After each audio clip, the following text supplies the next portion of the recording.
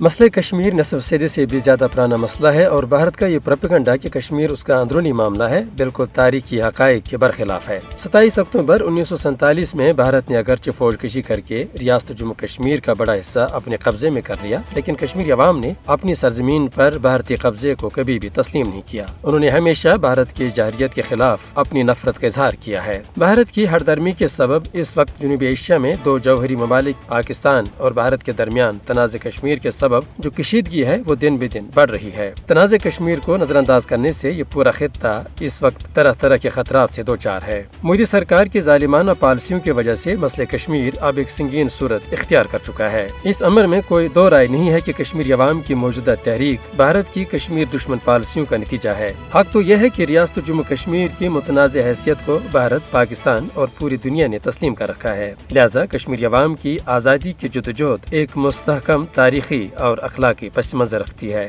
یہ امر قابل ذکر ہے کہ تحریک آزادی کشمیر کسی ملک کے خلاف اس کی رعایا کی بغاوت نہیں ہے، بلکہ یہ ریاست کے 1.25 کروڑ عوام کے حق خود ارادیت کا معاملہ ہے، جس کو غاصبانہ قبضے کے باوجود بھارت نے تسلیم کر رکھا ہے اور جس کی ضمانت اقوام متحدہ کے عالمی ادارے نے دے رکھی ہے۔ ان حالات میں یہ بین الاقوامی برادری کی ذمہ داری ہے کہ وہ مسئلہ کشمیر پر اب اپنی خاموشی ترک کریں۔ جنوبی ایشیا میں جاری انتشار کے خاتمے کے لیے تنازع کشمیر کا منصفانہ حل انتہائی ناگزیر ہے۔ اقوام متحدہ کو جنوبی ایشیا میں جوہری جنگ کے خطرات سے نمٹنے کے لیے قضیہ کشمیر کے حل کے لیے فوری طور پر اقدامات کرنے چاہیے اور بھارت کو مقبوضہ جموں کشمیر میں اس کی جاری کشمیر اور انسانیت دشمن پالیسیوں پر جواب دہ بھی ٹھہرایا جانا چاہیے، کیونکہ بھارتی حکمرانوں کے جابرانہ اور متعصب روش کے سبب اس وقت جنوبی ایشیا میں علاقائی عدم استحکام مسلسل بڑھ رہا ہے۔